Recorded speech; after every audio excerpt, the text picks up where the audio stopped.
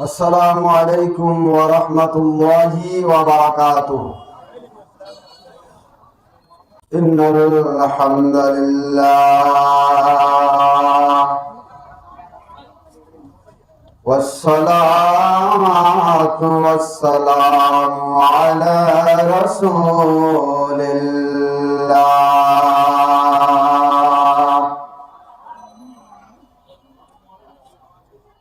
أما بعد فأعوذ بالله من الشيطان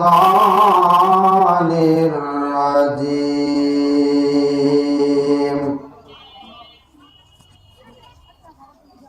بسم الله الرحمن الرحيم.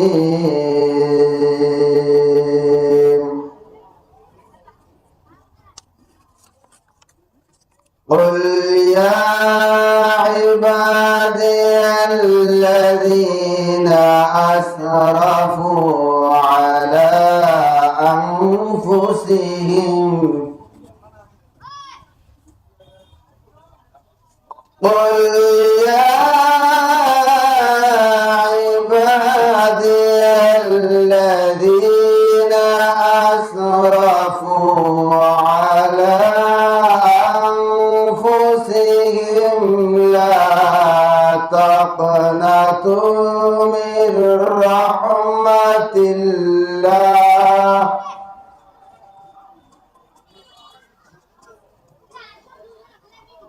لا تقنطوا من رحمة الله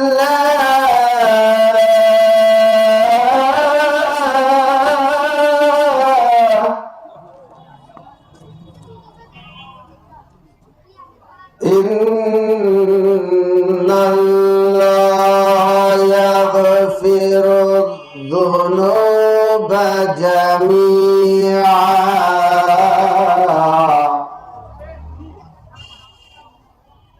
إنه هو الغفور الرحيم.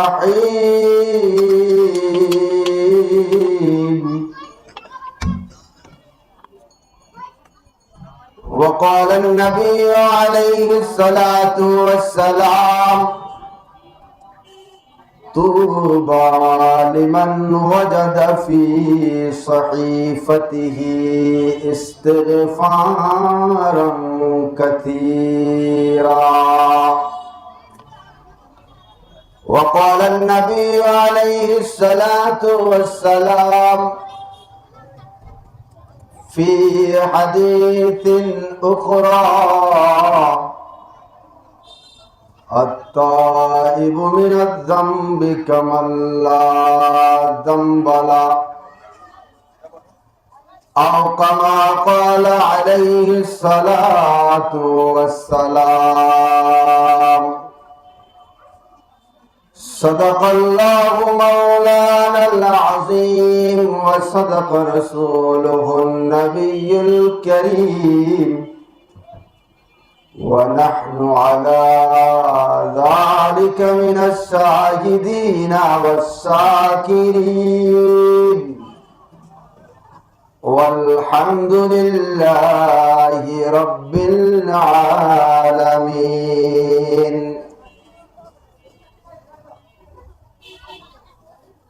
আমরা সকলে দরুদে ইব্রাহিম পাঠ করি, যেটা আমরা নামাজে পড়ি সেই দরুদে ইব্রাহিম আমরা সকলেই পাঠ করি।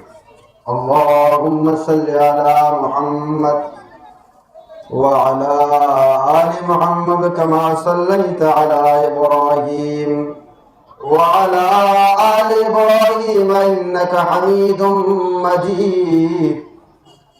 اللهم بارك على محمد وعلى آل محمد كما باركت على إبراهيم وعلى آل إبراهيم إنك حميد مجيد.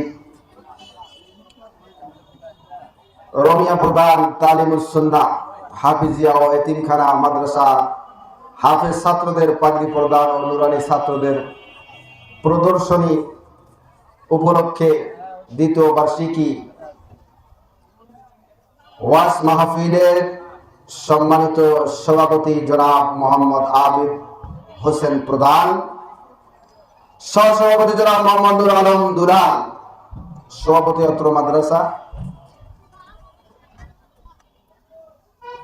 প্রধান অতিথি জনাব মোহাম্মদ মোহাম্মদ হোসেন বাবু, প্রধান বক্তা, বিশেষ বক্তা, বিশেষ মেহমান বৃন্দ, আমার সামনে উপবিষ্ট দিনদার মুমিন মুসলমান ভাইরা, পর্দানিশীল মা ও বোনেরা, আমরা সর্বপ্রথম আল্লাহ সুবহানাহু ওয়া তাআলার দরবারে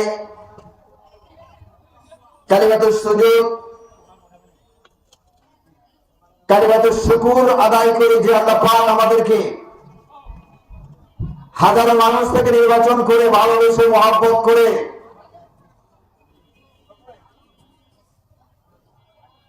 অতি শীতের প্রকোপকে উপেক্ষা করে আল্লাহর কালাম কোরআনুল কারীম, রাসূলের উনিও বাণী, হাদিসে মুবারাকা থেকে আলোচনা করবার এবং আমাদের সকলকে শুনবার তৌফিক এনায়েত করলেন। এই জন্য আমরা সকলে অন্তরের অন্তঃস্থল থেকে শুকরিয়া জ্ঞাপন করি। সকলে বলে আলহামদুলিল্লাহ। বিশ্বনবী জনাব রাসূলুল্লাহ সাইয়্যিদুল মুরসালিন, শাফিউল মুজনিবিন, শাহে মদিনা, আবুল আমিনা জনাব রাসূলুল্লাহ সাল্লাল্লাহু আলাইহি ওয়াসাল্লামের শানে সংক্ষিপ্ত আকারে দরুদ ও সালাম। সকলে বলে সাল্লাল্লাহু আলাইহি ওয়াসাল্লাম। সম্মানিত উপস্থিতি, লক্ষ্য করা যাচ্ছে আমরা অনেকেই রাস্তায়, দোকানে, বিভিন্ন জায়গায় বিক্ষিপ্ত অবস্থায় আছি। আল্লাহ তাআলার বান্দা যদি আমি আপনি স্বীকার করি যে আল্লাহর বান্দা হব, আল্লাহর বান্দা হয়ে দুনিয়া থেকে যাব, কবর যেন আলোকিত হয়, পরকালে রাসূল যেন সুপারিশ করে, জান্নাতের ফয়সালা করেন, এটা যদি দরকার হয়, তাহলে বেয়াদবিমূলক আচরণ না করে মাহফিলের ভিতরে প্রচুর জায়গা আছে, বসে 2, 4, 10 মিনিট, আধা ঘন্টা, 1 ঘন্টা কিছু আলোচনা শুনে আমলের নিয়তে, নিজের পরিবর্তন নিয়তে শুনবো ইনশাআল্লাহ।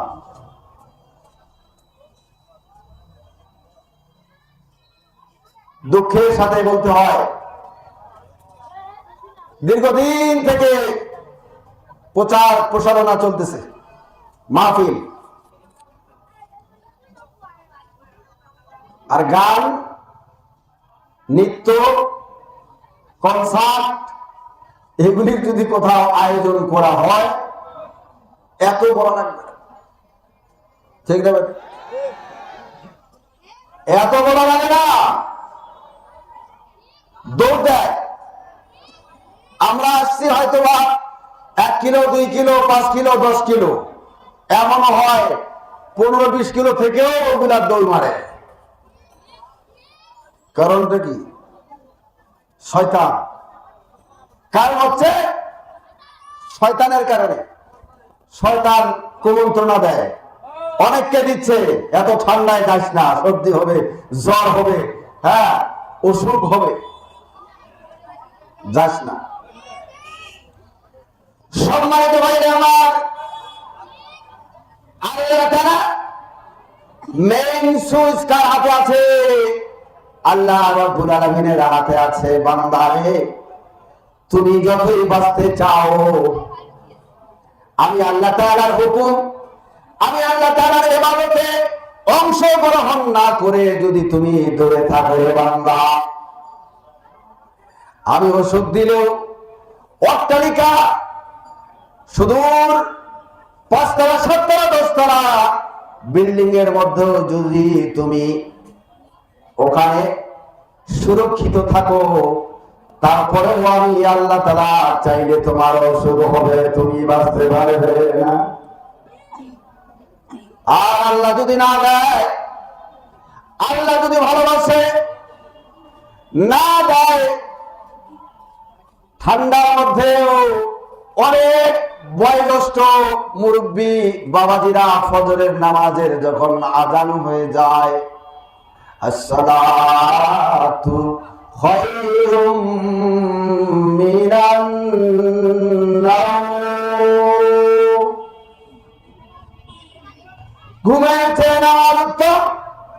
মুয়াজ্জিন সাহেব যখন ডাক দেয়, আল্লাহর খাঁটি বান্দারা আর থাকতে পারে না, ঘুমাইতে পারে না, ছটফট করে তাড়াতাড়ি উঠতে হবে, ওযু করব, নামাজ পড়তে হবে, জামাত হয়তো শেষ হয়ে যাচ্ছে।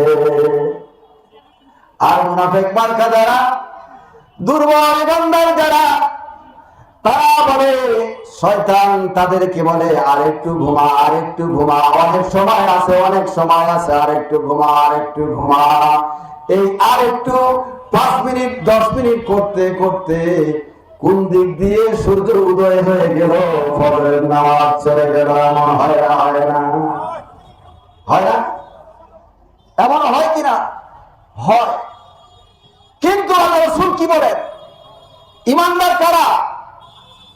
মুসলমান, প্রকৃত মুসলমান কারা? আজকে আমরা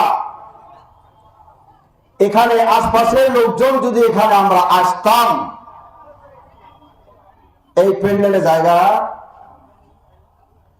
হতো না। তো আমরা দোয়া করি, যারা আমরা আসতে পেরেছি, অংশগ্রহণ করতে পেরেছি, যারা এখন আসতে পারে নাই তাদের জন্য দোয়া করবো। আল্লাহ পাক যেন তাদেরকে কি করেন, তৌফিক দান করেন, আসতে পারে, কোরআনে ছায়া করে যেন আসে। কোরআন এটা মাহফিল, জান্নাতি বাগান না? জান্নাতি বাগানে আসতে মন চায় না, গা জ্বলাপড়া করে, গা জ্বলে, অনেকের গা জ্বলে। ওখানে গিয়ে কিনা কি হয়, সমস্যা হয় নাকি? হাজার হাজার টাকা দেওয়া লাগে নাকি? ইমানদার যারা, প্রকৃত ইমানদার, এটা ভাববে না, এমনটা ভাবে না। আল্লাহ রাব্বুল আলামিন বলেন, ওয়াইদা কুরিয়াল কুরআন ফাসতামিউ লাহু ওয়া আনসিতু লাআল্লাকুম তুরহামুন। আল্লাহ তাআলা বলেন, বান্দা রে, আমি আল্লাহ তাআলার কালাম যেই জায়গায় পৃথিবীতে আলোচনা করা হবে, যেখানেই হোক না কেন, তোমরা ভদ্রের সাথে আদবের সহিত আলোচনা শুনবেন, ডিস্টার্ব করবেন না, হইচই করবেন না। ডিস্টার্ব হয় এমন আচরণ করা যাবে না, তাহলে তোমার প্রতি আশা করা যায় আমি আল্লাহর রহমত নাযিল হবে। সুবহানাল্লাহ বলবেন না? ওটা কি বাইরে 1 সপ্তাহ পর বলবেন? সুবহানাল্লাহ, আল্লাহু আকবার, ইন্না লিল্লাহ, নাউযুবিল্লাহ। একক সময় এককটা বাক্য প্রয়োগ করতে হয়, বলতে হয়, ঠিক না নাকি? আলহামদুলিল্লাহ, আল্লাহু আকবার। আল্লাহর বরত্ব মহত্ব আলোচনা যখন আসবে, তখন সুবহানাল্লাহ, আল্লাহু আকবার, মাশাআল্লাহ। সম্মানিত ভাইরা, এই বাক্যটা অনেকের মুখ থেকে বের হয় না। এই ধরনের বাক্যগুলি অনেকের মুখ থেকে আমাদের বের হয় না, সংকোচ লাগে, ঠিক না বেটি? সংকোচ লাগে না? সংকোচ লাগে। আল্লাহ জমিন, আসমান আল্লাহর, শরীর আল্লাহর, ধন সম্পদ বিবেক বুদ্ধি যা কিছু আছে সরকার। সে আল্লাহর জন্য যদি বিলিয়ে দিতে না পারি, ব্যয় করতে না পারি, তাহলে আমি আপনি কিসের বান্দা হলাম? কার বান্দা হলাম? আমি আপনি কিসের বান্দা? আমি আপনি যদি কোনো ফ্যাক্টরিতে চাকরি করি, কোনো মালিকের আন্ডারে চাকরি করি, সে যেভাবে চলতে বলেছে সেভাবে যদি আমরা চলি, তাহলে বেতন ভাতা ঠিক রাখেন, ঠিক পাবো।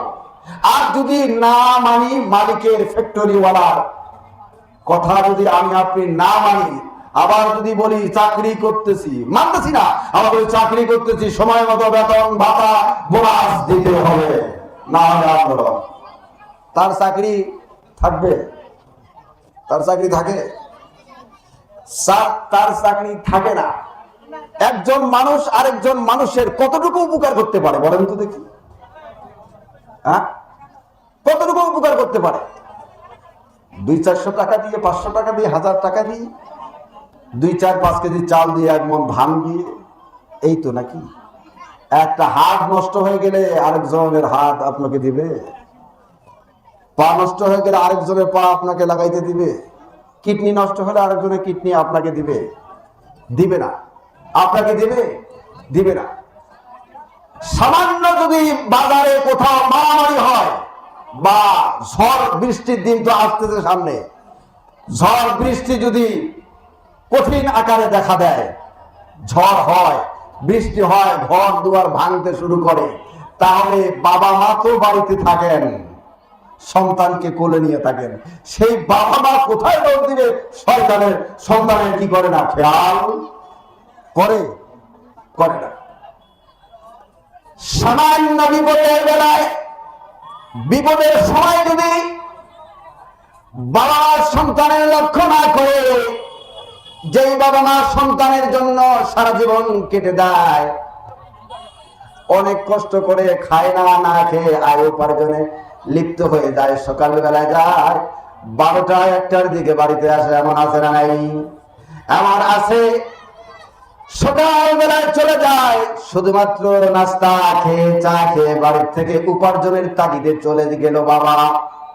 বড় ভাই থাকলে বড় ভাই চলে গেল, রাত 12টা-1টার সময় আসে। সে যদি বিপদের সময় ছোট ভাই, বাবা আমার সন্তানের দিকে না তাকায়, নিজের জীবন ধরে পালায়।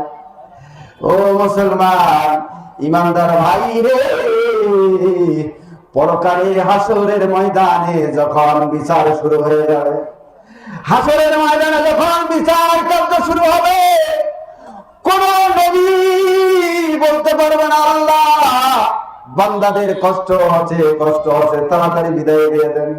আজকে মাহফিল হচ্ছে, দেখে থাকবেন অনেক মাহফিলের মধ্যে এমনটা হয়ে যায়, একটু যদি রাত বেশি হয়, গভীর হয়, অস্থিরতা শুরু হয়ে যায়। যায় কি যায় না? যায় না? অস্থিরতা শুরু হয়ে যায় না? আর অনেকে বলে হুজুর এখনো দোয়া করতেছে না কেন, আগে মুনাজাত করে না কেন? এটা কি ইমানদারে? আচ্ছা, যার খিদা লাগবে, তাকে খাবার বেশি দিলে রাজি হবে না কম দিলে সন্তুষ্ট হয়? কথা বলেন, উত্তর দেন। বেশি, তাহলে বেশি দিলে সন্তুষ্ট হয়, সে খুশি বেশি হবে, বেশি হয়। আর অল্প হলে সে বলবে আরেকটু যদি হইতো ভালো হতো। ঠিক না? মুসলমানের ইমানদারের খাদ্য কি?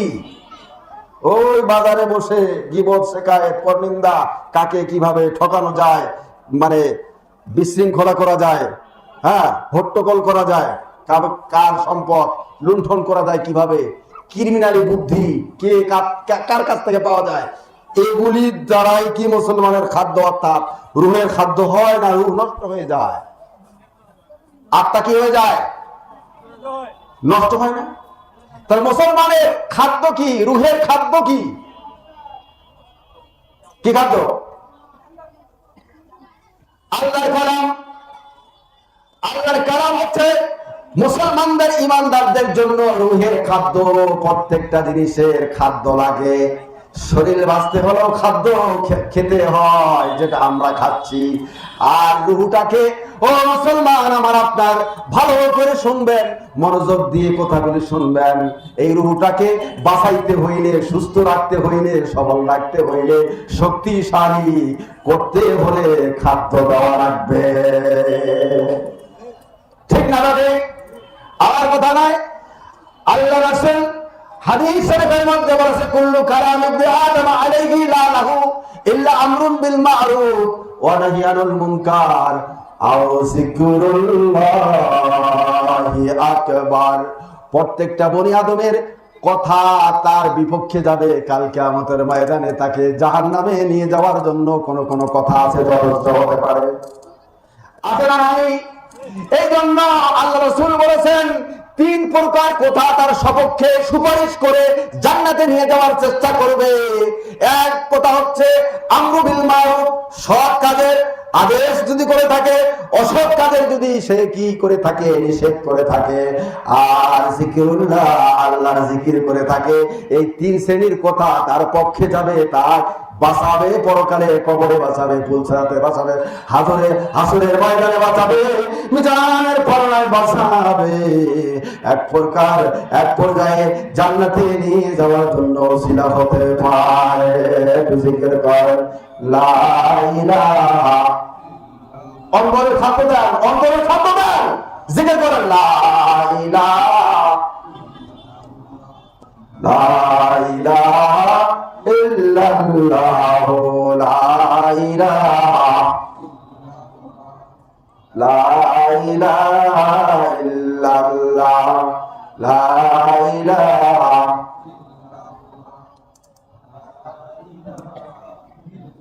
লা ইলাহা ইল্লাল্লাহু মুহাম্মাদুর রাসূলুল্লাহ। আল্লাহ রাসূল বলেছেন, জাদ্দিদু ঈমানাকুম। কিলা ইয়া রাসূলুল্লাহ কাইফা নুজাদ্দিদু ঈমানানা? ক্বালা আকসিরু বিকাউলি লা ইলাহা ইল্লাল্লাহু মুহাম্মাদুর রাসূলুল্লাহ। আল্লাহ রাসূল বলেছেন, সাহাবায়ে কেরাম তোমরা ঈমানকে মজবুত করো, অর্থাৎ রূহকে, কলবকে শক্তিশালী করো, মজবুত করো।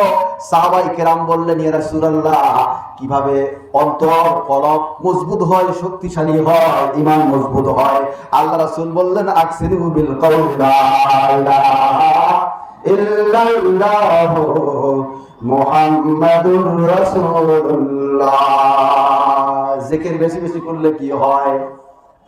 অশান্তি লাগতেছে, টেনশন লাগতেছে, ঔষধ শিখিয়ে দিয়েছে আল্লাহ। হে বান্দা, তোমার কোন চিন্তা যখন তুমি থাকবে, টেনশনে থাকবে, বিপদ আক্রান্ত করবে, তুমি তখন একটা ঔষধ সেবন করে নেবে। কি ঔষধ? আল্লাহ তাআলা বলেছেন, আলা বিযিকিরিল্লাহি তাতমাইন্নুল কুলুব। আল্লাহু আকবার। জিকিরের মাধ্যমে মন প্রশান্ত হয়। আমার কথা না, আল্লাহ তাআলা বলেছেন। কে বলেছে? আল্লাহ তাআলা বলেছে, বান্দা তুমি জিকির করবা, মনের মধ্যে শান্তি আসবে, প্রশান্তি আসবে। সম্মানিত ভাইরা, যাই হোক, আপনারা কোরআনের মাহফিলে আসতে পেরে আনন্দিত অবশ্যই, তাই না? আনন্দিত আমরা। আমি আপনাদের সামনে তওবা সংক্রান্ত একখানা আয়াত তেলাওয়াত করেছি। লক্ষাধিক হাদিস থেকে রাসূল পাক সাল্লাল্লাহু আলাইহি ওয়াসাল্লামের দুইটি হাদিসের অংশ তেলাওয়াত করেছি। আল্লাহ পাক আপনারা দোয়া করবেন, আল্লাহ পাক যদি তৌফিক এনায়েত করেন, উক্ত আয়াত এবং হাদিসকে সামনে রেখে কিছু কথা বলার ইচ্ছা করছি। ওয়া তাওফিকি ইল্লা বিল্লাহ ওয়া আলাইহি তাওয়াক্কালতু ওয়া ইলাইহি উনীব। সম্মানিত হাজিরিন, প্যান্ডেলটাকে সাজাইছে, সুন্দর থেকে সুন্দর করার জন্য কর্তৃপক্ষ চেষ্টা করেছে কি করে নাই? আমরা মাহফিলে আসছি সুন্দর থেকে সুন্দর পোশাক পরে, ঠিক না? ঈদগাহ যখন যাই, শুক্রবারে নামাজেও যাই, সুন্দর কাপড়, পবিত্র কাপড়টা পরিধান করে যাওয়ার চেষ্টা করি। তাহলে কাপড় ময়লা হলে কি করতে হয়? আরো ময়লার মধ্যে ঢুকাই দিতে হয়, তাই না? কাপড় চোপড় বস্ত্রাদি ময়লা হলে ময়লার মধ্যে ঢুকাই দিতে হয় না, পরিষ্কারের ব্যবস্থা করে, পরিষ্কারের ব্যবস্থা করতে হয়। পরিষ্কার করার জন্য কাপড় কাচা সাবান বিভিন্ন কোয়ালিটির আছে বর্তমান বাজারে, বাংলাদেশে আছে না নাই? একটা থেকে আরেকটা উন্নত, এটা থেকে আরেকটা উন্নত, আরেকটা থেকে আরেকটা উন্নত। এটা দিয়ে হয় না ওটা, ওটা দিয়ে হয় না ওটা, ওটা দিয়ে হয় না আরেকটা, 570 ইত্যাদি আছে না নাই?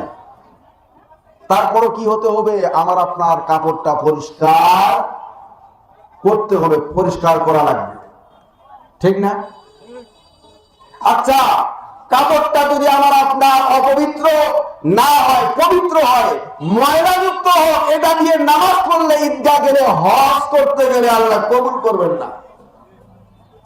করবেন না? আমার কথাটা বুঝলেন না?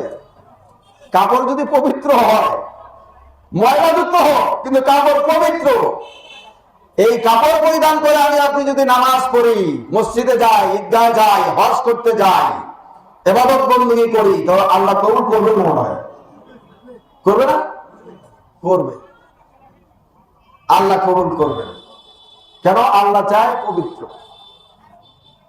তা আমি যে কথাটা বুঝাইতে চাচ্ছি আপনাদেরকে, সেটা হচ্ছে এই অবয়ব, আমার আপনার সুন্দর কাঠামো, সুন্দর দেহ, হৃষ্টপুষ্ট, উঁচা লম্বা, ফর্সা, মোটা তাজা, এইটা আল্লাহ দেখে? এটা আল্লাহ দেখে? এটা আল্লাহ দেখে? আল্লাহ তাআলা কি দেখেন?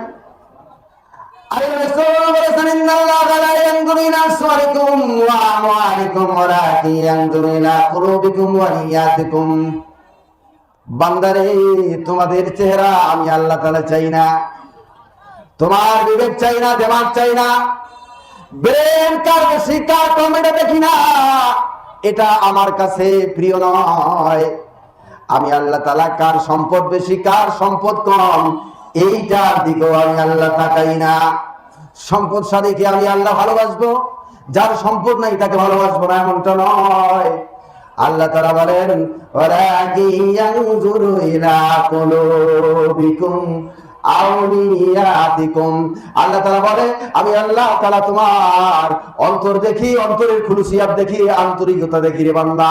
যে আন্তরিকতার সহিত মসজিদে আসছো, নামাজ পড়ছো, রোজা করছো, হজ করছো, যাকাত করছো, উলামায়ে কেরামকে সালাম দিয়েছো, ইজ্জত করেছো, মাদ্রাসার তরুণ আলেমদেরকে মহব্বত করেছো, তাদের সঙ্গে ভালো ব্যবহার করেছো, সমাধান হয়ে তাদেরকে বাড়িতে এনে দাওয়াতের ব্যবস্থা করেছো বান্দা, অন্তরের সাথে করেছো, আন্তরিকতার সহিত করেছো। এটা আমি আল্লাহ তাআলা তাকাই। আমি রিয়াকারীকে পছন্দ করি না। মানুষের কাছে বাবা নেওয়ার জন্য নামাজ পড়েছো, হজ করেছো, যাকাত করেছো, মসজিদে আসছো, এই মাহফিলে আসছো, মানুষ যেন বলতে পারে অমুক ভাই মাহফিলে গিয়েছে, কোরআনের মাহফিলে শুনতে যায়, প্রত্যেকটা মাহফিলে যায়, মানুষকে দেখানোর জন্য যদি হয় 5 পয়সা লাভ হবে না। আর যদি এই কাজগুলি, ইবাদত বندگিগুলি যদি কি হয়, আল্লাহ রাসূলকে খুশি রাজি করার জন্য হয়ে থাকে, আল্লাহ পাক বলেন, বান্দারে বেশি লাগবে না, অল্প আমল করো, এটা তোমাদের জন্য নাজাতের জরিয়া হয়ে যাবে। আখলিস দীনাকা, আল্লাহ রাসূল বলেছেন হাদিস শরীফের মধ্যে, আখলিস দীনাকা ইয়াকফিকাল আমালুল কলিল। যেটা মক্তবের মধ্যে ছাত্রদেরকে পড়ানো হয়, মক্তবের মধ্যে পড়ানো হয়, নুরানির মধ্যে পড়ানো হয়, এই হাদিসটা নুরানির মধ্যে পড়ানো হয়। আখলিস দীনাকা, তোমার আমলকে খাঁটি করো, অল্প আমলেই নাজাতের জন্য যথেষ্ট হয়ে যাবে। পার পরিমাণ আমল করার কি দরকার নাই। পার পরিমাণ আমল করেছি, রিয়া করেছি, মানুষকে দেখানোর জন্য করেছি, মানুষের কাছে বাবা পাওয়ার জন্য করেছি, বান্দা 5 পয়সা হবে না, লাভ হবে না। আর যদি আমি আপনি অল্প দিন, স্বল্প সময় খালেস নিয়তে করতে পারি, এটাই পরকালে নাজাতের ওসিলা হতে পারে। ঠিক না ঠিক? এই জন্য আমাকে আপনাকে কি করতে হবে? শরীর ভালো ভালো খেয়ে, গোশত, মাংস, মাছ, ডিম, দুধ খেয়ে হৃষ্টপুষ্ট করতে আল্লাহ তাআলা বলে নাই। আল্লাহ তাআলা বলেছে, কেউ যদি শুকনা দেহ নিয়ে মৃত্যুবরণ করে আর ঈমান নিয়ে যদি যাইতে পারে, মরতে দেরি, জান্নাত যাইতে দেরি নাই। আর যারা হারাম খেয়ে, অন্যায় অবিচার করে, জুলুম নির্যাতন করে, যারা মানুষের মাল অন্যায়ভাবে ভক্ষণ করে, যারা মোটা হয়েছে, একটা লোক 5টা লোকের মতো হয়েছে, কিন্তু ঈমান নাই, আমল নাই, উলামায়ে কেরামকে দেখলে, মাদ্রাসাকে দেখলে, মসজিদেরকে দেখলে তার গা জ্বলে। এমন আছে নাই? এমন শয়তান বাটপার এই আল্লাহর জমিনে আছে না? এরা থাকার যোগ্য রাখে না। যারা আল্লাহর জমিনে থাকবে, আল্লাহর ফ্যাক্টরিতে চাকরি করবে, আর আল্লাহর কথা মানবে না, আল্লাহর নির্দেশ মানবে না, সে আল্লাহর জমিনে থাকার উপযুক্ত নয়। তার যদি শক্তি হয় অন্যখানে বেরিয়ে যাক, অন্য কোথাও যদি সে কি করতে পারে, পৃথিবী গড়াইতে পারে, সেখানে যাক। পারবে? আছে সমর্থ, শক্তি আছে, আল্লাহর শক্তি নেয় আল্লাহ তাআলা। তাহলে বোঝা গেল আল্লাহ তাআলাকে কি করা যাবে না, অসন্তুষ্ট করা যাবে না। সামান্য 15-20 টাকার চাকরি করি, মালিকের কথা যদি একদিন না কিছু সময়ের জন্য যদি ব্যতিক্রম হয়, মালিক বকাঝকা করে না করে, মন খারাপ লাগে না? তো আল্লাহ তাআলা আসমান বানাইলো, জমিন বানাইলো, শরীরটা দিল, বুদ্ধি দিল, চক্ষু দিল, নাসিকা দিল, কর্ণ দিল রে বান্দা, হাত দিল, ধরার জন্য পাও দিল, চলার জন্য এত কিছু নেয়ামত দিল রে বান্দা। এরপরও যদি আল্লাহর বাড়িতে থেকে, আল্লাহর জমিনে থেকে আল্লাহর হুকুম না মানি, তাহলে আল্লাহ কি খুশি হবেন না নারাজ হবেন? কি হবেন? নারাজ হবেন। ওই মালিক যদি সামান্য একদিনের ব্যতিক্রমের কারণে যদি অসন্তুষ্ট হয়, চিন্তা করে দেখেন না মুসলমান, আমি আপনি কতদিন ধরে আল্লাহ রাসূলের নাফরমানি করতেছি। একদিন 2 দিন নয়, 1 সপ্তাহ 2 সপ্তাহ নয়, 1 মাস 2 মাস নয়, 1 বছর 2 বছর নয়, যুগ যুগ ধরে নাফরমানি করে আসতেছি। ঠিক না? আসতেছি, যুগ যুগ ধরে নাফরমানি করতেছি। তাহলে কি আল্লাহ ভালোবাসবেন? আল্লাহ রহমতের কোলে টেনে নিবেন না দূর করে দিবেন? আল্লাহ কি করবেন? রহমতের কোলে টেনে নিবেন, বান্দা আয় আয়, আমার প্রিয় বান্দা আসো, আমার কোলে আসো, আমার রহমতের চাদরে তোমাদেরকে ঢেকে নিচ্ছি। এটা বলবেন আল্লাহ? এটা বলবেন না? আল্লাহ বলবেন যে বান্দা তুমি কি হয়ে যাও। তো এরকম যারা আমরা হয়েছি, অন্যায় বিচার করে, নাফরমানি করে, নামাজ না করে, কোরআন শিক্ষার দরকার ছিল, কোরআন শিক্ষা না করে ওলামায়ে কেরামকে ইজ্জত দেওয়ার দরকার ছিল, ইজ্জত না দিয়ে মাদ্রাসাওয়ালাদের সহযোগিতা না করার কারণে, মসজিদওয়ালাদের সহযোগিতা না করার কারণে, এক কথাই ওয়ারাসাতুল আম্বিয়া, যারা পৃথিবীতে ওয়ারাসাতুল আম্বিয়া, নবীদের উত্তরসূরি প্রতিনিধি কারা বলেন তো দেখি? কারা নবীর উত্তরসূরি প্রতিনিধি দুনিয়াতে কারা? যারা মদ খায়, গাঞ্জা খায়, মারামারি করে, সন্ত্রাসী করে, রাজধানী করে, বাটপারি করে, চিটারি করে, মিথ্যা মামলা দেয়, এরা না কারা? আল আম্বিয়া আল উলামা ওয়ারাসাতুল আম্বিয়া, ওলামায়ে কেরাম হচ্ছে নবীদের ওয়ারিস। আল্লাহ রাসূল বলেছেন, আমার উম্মতেরা তোমরা জেনে রাখো, একটা কথা জেনে রাখো, আমি আল্লাহ রাসূল চিরদিন থাকবো না, দুনিয়া থেকে চলে যাব। আমার সময়ে যে সমস্ত সাহাবায়ে কেরাম ছিল, তারা আমাকে ভালোবেসেছে, মহব্বত করার সুযোগ হয়েছে। আর আমি যখন দুনিয়া থেকে চলে যাব, অনেকে চাইবে আমাকে দেখতে, আমাকে মহব্বত করতে, ভালোবাসতে চাইবে। বান্দা ভালোবাসতে চাইবে, কিভাবে বাসবে? আল্লাহ রাসূল বলেছেন, আমাকে সারা জীবন ভালোবাসা হবে বান্দা। আলেমকে সালাম দিবা, আমি রাসূলকে সালাম দেওয়া হয়ে যাবে। আলেমের মজলিসে বসবা, আমি রাসূলের মজলিসে বসার সব তুমি পাইবা। আলেমের কথা মানবা, আমার কথা মানার মতো সওয়াব পাইবা। আলেমের পিছনে নামাজ পড়বা, আমি রাসূলের পিছনে নামাজ পড়লে যেরকম সেই সওয়াব তুমি পেয়ে যাবা। সম্মানিত ভাইরা আমার, আলেমের হাতে হাত মিলাইয়া যদি তুমি মহব্বত করে কি করো, ইজ্জত করো, মুসাফা করো, আমি রাসূলের হাতের সাথে হাত মিলাইয়া মুসাফা করার মতো সওয়াব তুমি পাইবা। তাহলে আলেমকে যদি একটা পান খেলানো যায়, চা খেলানো যায় মহব্বত করে, আল হুব্বু ফিল্লাহ ওয়াল বুগযু লিল্লাহ, আল্লাহ রাসূল বলেছেন মহব্বত করবে আল্লাহর জন্য কাউকে, আর শত্রুতা পোষণ করবে এটাও হতে হবে কার জন্য? এটাও আল্লাহর জন্য হতে হবে। বকজ করবেন, হিংসা বিদ্বেষ করবেন তো আল্লাহর জন্যই করবেন, দ্বীনের জন্যই করবেন। আজকে আপনার দল মানি না, আপনার দলে সাপোর্ট করি না, ইসলামী দল করি না, আমাকে ভালোবাসেন না, আছে না নাই? এরকম আছে না নাই? আশ্চর্য কথা। আজকে বিএনপিকে, আজকে অমুক দলকে, অমুক দল কত রাজনৈতিক দল আছে না নাই? ভালোবাসি না? আমি ইসলামিক দল করি। আমি কি করি? ইসলামিক দল করি। হ্যাঁ, কেন করবো না? 100% ইসলামিক দল করবো। আমি আল্লাহ, আমার গান গেতে হবে কার গান গাবো? আল্লাহর গান গাবো। বাড়িতে থাকি আপনার গুণগান গাইতে দিয়ে না, তাহলে এ কি নিমক হারাম? এ কি নিমক হারাম না? হ্যাঁ, তা আল্লাহ খাই, আল্লাহর জমিনে থাকি, আল্লাহর বাড়িতে থাকি, আর গুণগান গাবো ওই যে নাস্তিকদের? গুণগান গাবো নাস্তিকদের, তাদের পক্ষে কথা দেবো, তাদের স্লোগান দেব? এটা হতে পারে?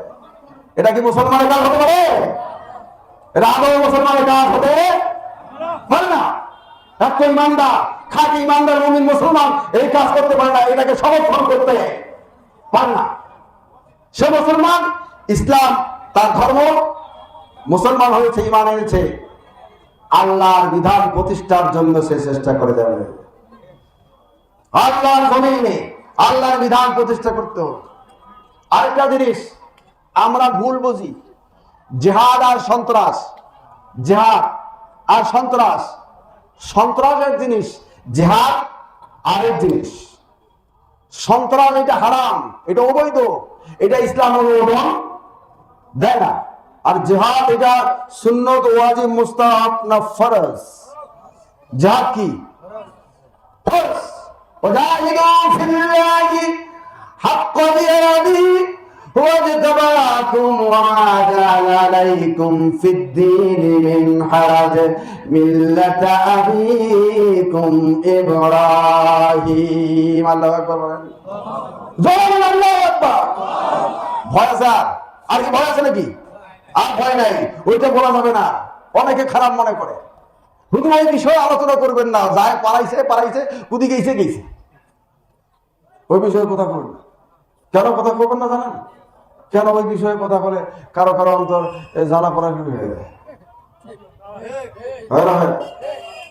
আর আমার শত্রু, আমার আপনার শত্রু যদি কোথাও, সে কোথার কথা বলতেছি, এটা মাইন্ডে নেবেন না বিষয়টা। আমার আপনার শত্রু যদি, এটা ইসলামে যায় না, হিংসা প্রতিহিংসা করা ইসলামে বৈধতা নাই, ইসলামে বৈধতা নাই। এখন কথা হচ্ছে, কেউ যদি কারো শত্রু কোথাও যদি লাঞ্ছিত হয়, অপমানিত হয়, এর মাধ্যমে এর দ্বারা আমাদের ভালো লাগে না খারাপ লাগে? কি লাগে? কথাটা বুঝলেন না? আমার আপনার শত্রু একজন আরেকজনের কাছে অপমানিত হলো, লাঞ্ছিত হলো, বেইজ্জত হলো, তো এটার দ্বারাই, এই দৃশ্য দেখার দ্বারা আমার আপনার মন ভালো লাগবে না খারাপ লাগবে? ভালো লাগে। গুড। এটা কি লাগে? ভালো লাগে। হ্যাঁ, ঠিক আছে নাকি? আর গাইলে খারাপ লাগে আমার বন্ধু যদি হয়, গালি দিলে খারাপ লাগবে কাকে? আমার বন্ধুকে আমি গালি দিতে দিব না, আমার বন্ধুকে। জনতা, আজকে আল্লাহর হুকুম লঙ্ঘন করে যাচ্ছি, আল্লাহ রাসূলের ইজ্জত টিকতেছে না পৃথিবীতে, দেওয়া হচ্ছে। আল্লাহ রাসূলের ইজ্জত হেফাজত করার দায়িত্ব এবং উম্মতের দায়িত্ব, এই বান্দা, আল্লাহর বান্দাদের দায়িত্ব হচ্ছে আল্লাহ রাসূলের ইজ্জতের হেফাজত করা। আজকে বাংলাদেশে যারা নবী মানে না, আছে না নাই? নবী মানে না, এরকম মিথ্যা নবীর দাবিদার রাসূল পাক সাল্লাল্লাহু আলাইহি ওয়াসাল্লামের জামানায় 3 জন হয়েছে, 3 জনকে কি করেছে? কতল করে দিয়েছে। কতল করে দেওয়া কি নয়?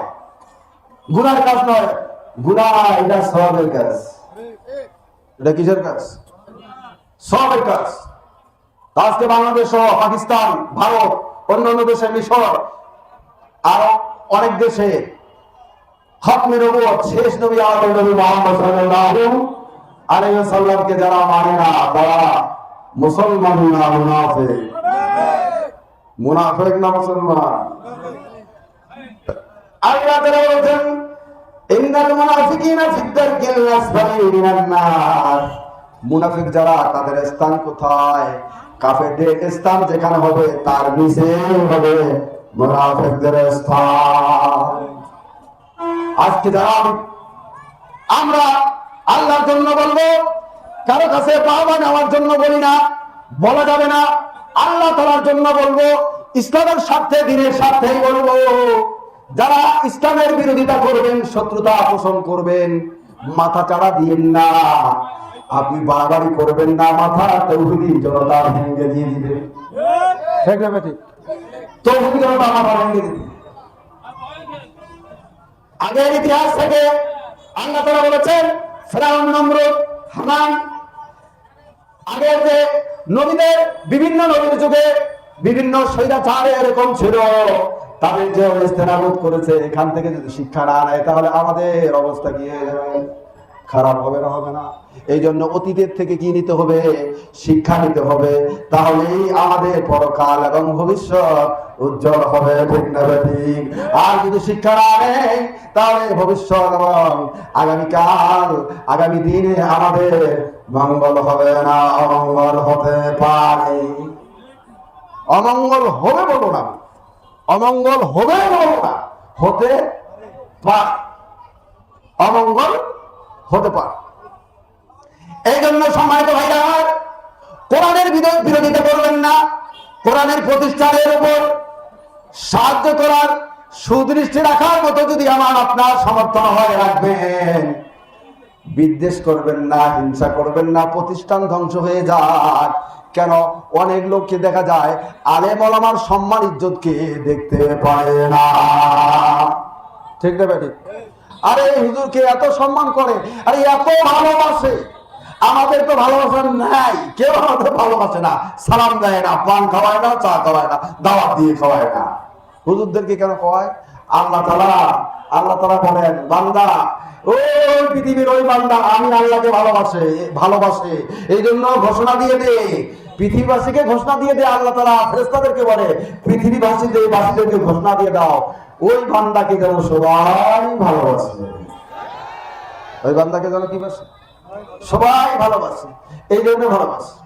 আর মানুষ কিন্তু শত্রুতা পোষণ করে ওই জিনিসের, যে জিনিস তার মধ্যে নেই। ঠিক না বেটি?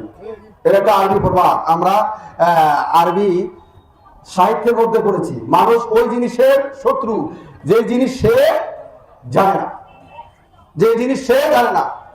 যাই হোক, সম্মানিত ভাইরা, জীবনে অনেক অপরাধ করেছি, অন্যায় করেছি, অবিচার করেছি। এই অন্তরটার মধ্যে কালো দাগ লাগিয়েছি। ঠিক না? ঠিক দাগ লাগাইছি।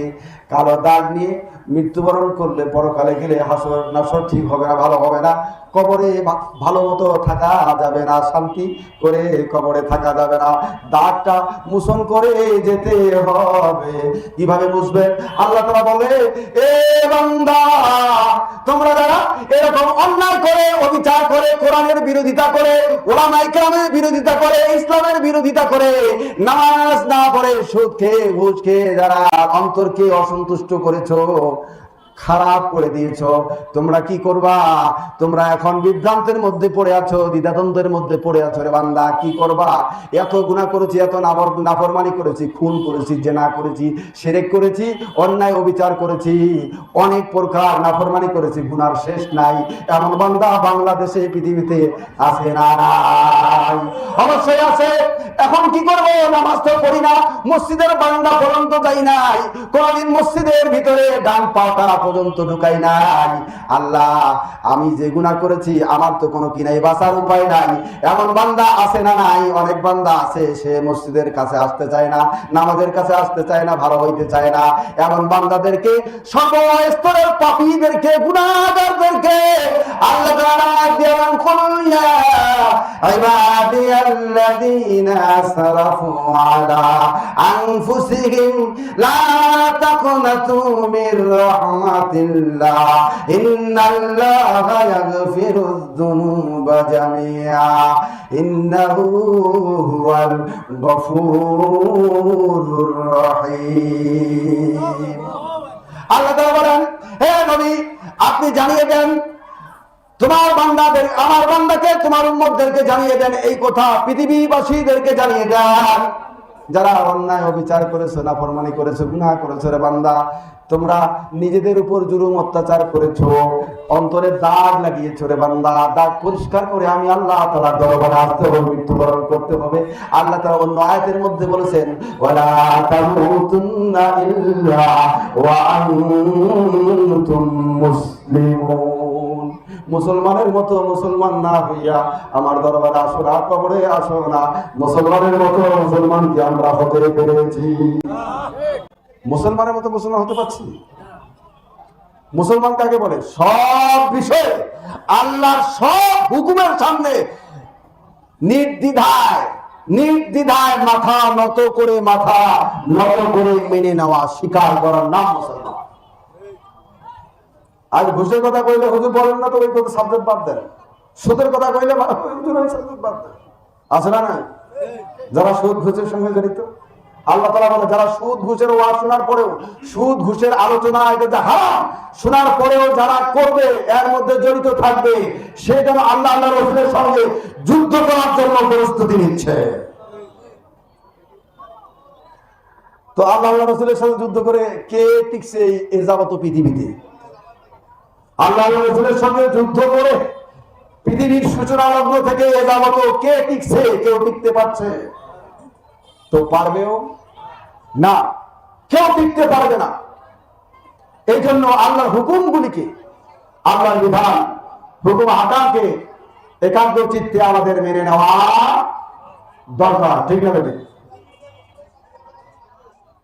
সম্মানিত ভাইরা আমার, আমি যে আয়াতে কারিমা তেলাওয়াত করেছি, এই আয়াতটা তওবা সংক্রান্ত, তওবার কথা। আল্লাহ রাব্বুল আলামিন বলেছেন, বান্দা তোমরা নিরাশ হয়ো না, আমি আল্লাহ তাআলা তোমাকে মাফ করব না। দুনিয়ার মানুষ একজন আরেকজনকে যদি ঠকায় অথবা দুইটা চর থাপ্পড় দেয়, আঘাত করে, রক্তপাত করে, সে পলায়ন করে, নিজেকে আত্মগোপন করে রাখে, জানি না আমাকে পাইলে কি করবে, এমন ভয় আছে না? আছে না?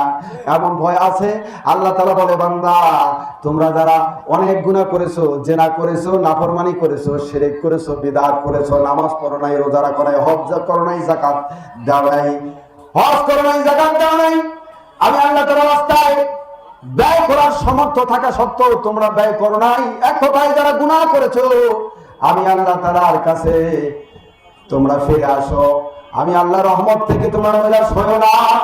লা তাকনাতু মির রাহমাতিল্লাহ, আমার রহমত থেকে দূরে যেও না। যারা তোমরা আমার দরবার থেকে দূরে সরে গেছো রে বান্দা, আয় আয় বান্দা ফিরে আয়। আল্লাহ তাআলা বলে, বান্দা ফিরে আয়। তওবা মানে রুজু। তওবা মানে কি? তওবা মানে রুজু হওয়া, রুজু করা অর্থাৎ প্রত্যাবর্তন করা, ফিরে আসা।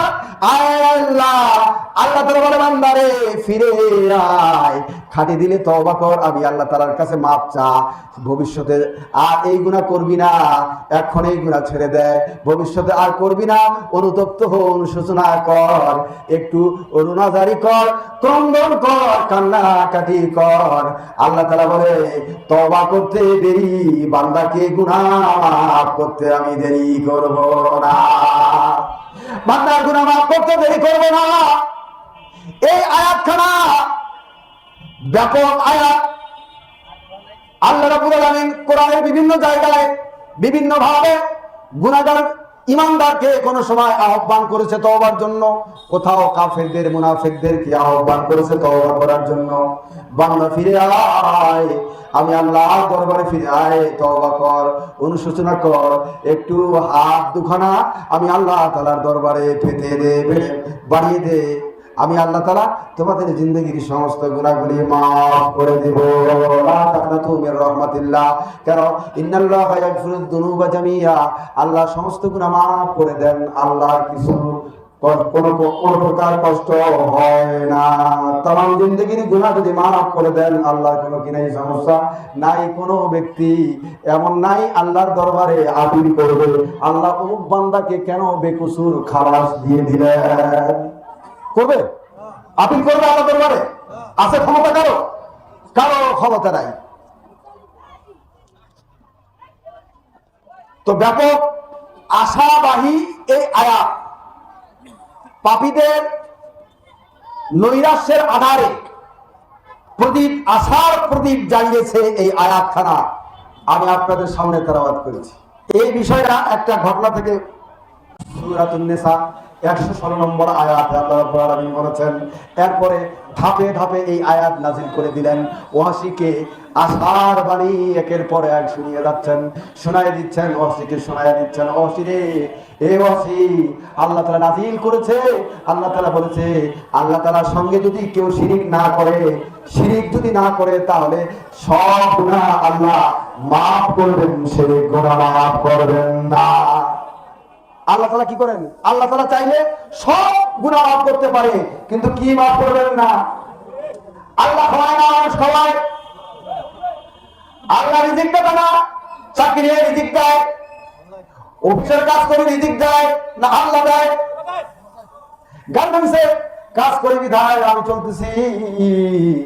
অনেকে বলে আশার থেকে, ওই প্রফিট থেকে, ব্রাইট থেকে যদি 50,000 টাকা না পাইতাম, এই যদি আমার ছেলেকে ব্যবসা বাণিজ্য ধরিয়ে দিতে না পারতাম, গাভী একটা যদি কিনতে না পারতাম, ছেলে সন্তান হয়তো বা না খেয়ে মরতো।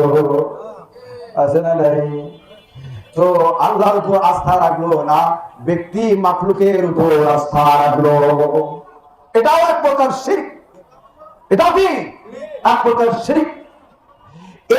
যখন নাজিল করলো, আল্লাহ রাসূল যখন ওয়াসিকে জানায় দিল, ওয়াসি রে, আল্লাহ তাআলা তোমার ব্যাপারে বলেছেন যদি কোনো বান্দা শিরক না করে তাহলে তার গুনাহ মাফ করে দিবেন, যত প্রকার গুনাহ হোক, যে ধরনের গুনাহ হোক না কেন আল্লাহ তাআলা কি করে দিবেন? মাফ করে দিবেন। এখন ওয়াসি এই কথা শোনার পরে ভাবতে লাগলো, জানি না আমার আল্লাহ আমাকে মাফ করবে কিনা। ওয়াসি বলল, জানি না আল্লাহ আমাকে মাফ করবে কিনা। এরপরে আল্লাহ তাআলা নাযিল করলেন, কুল ইয়া ইবাদিয়াল্লাযীনা আসরাফু আলা আনফুসিহিম লা তাকুনাতু মির রাহমাতিল্লাহ ইন্নাল্লাহা ইয়াগফিরুদ যুনুবা জামিআ ইন্নাহু হুয়াল গফুরুর রহিম। তো এই আয়াত নাযিল করলো। নাযিল করার পরে আল্লাহ রাসূল ওয়াসিকে শোনায় দিল, ওয়াসি রে, আল্লাহ তাআলা বলেছে, আমাকে বলতে বলেছে দুনিয়াবাসীকে জানায় দাও, এই দুনিয়াবাসী তোমরা যদি কোনো গুনাহ করো, অপরাধ করো, যে প্রকারই গুনাহ করো না কেন, তোমরা আমি আল্লাহর দরবারে আসো, ফিরে আসো, গুনাহ ছেড়ে দাও, ফিরে আসো। অনেক দূরে আল্লাহর দরবার থেকে নাফরমানি করতে করতে করতে করতে করতে করতে অনেক দূরে চলে গেছো বান্দা, আর যাইও না। আমি আল্লাহ তাআলার দরবারে আসো, ক্ষমা প্রার্থী হও, আমি আল্লাহ তাআলার কাছে মাফ চাও, আমি আল্লাহ তাআলা মাফ করে দিব। এই আয়াতের মর্ম যখন ওয়াসিকে জানানো হলো, তাকে যখন শোনানো হলো, তখন ওয়াসি বলল, হ্যাঁ, এখন মনে হয় আল্লাহ আমাকে মাফ করে দেবেন। সঙ্গে সঙ্গে ওয়াসি রাদিয়াল্লাহু তাআলা ইসলাম কবুল করলেন, মুসলমান হয়ে গেলেন। আশহাদু আন লা ইলাহা ইল্লাল্লাহু ওয়াহদাহু লা শারীকা লাহু ওয়া আশহাদু আন্না মুহাম্মাদান আবদুহু ওয়া রাসূলুহু। দে মুঝে সকে মুহাম্মদ और मोहम्मद उमेगिन हो मोहम्मद ही मोहम्मद बिरद मेरा रात भी। সম্মানিত মা বোনেরা, আপনাদের প্রেমে যারাই অন্য মা বোনদেরকে বসার সুযোগ করে দেন, একটু চেপে চেপে বসেন। গ্রীষ্মকাল নয়, এটা হচ্ছে ঠান্ডার সময়, সমস্যা হবে না ইনশাআল্লাহ। সামনে আসেন। বলো, সে বড় আশাবাদী হয়ে ইসলাম গ্রহণ করলো, মুসলমান হয়ে গেল। সাহাবীদের কাতারে আল্লাহ তাকে দাখিল করে দিলেন। এই জন্য আমরা তওবা করব, আল্লাহ তাআলার কাছে ক্ষমা চাইব। আল্লাহ তাআলা কি করবেন? আমাদেরকে মাফ করে দিবেন, কারণ আল্লাহ তাআলা আহ্বান করেছে।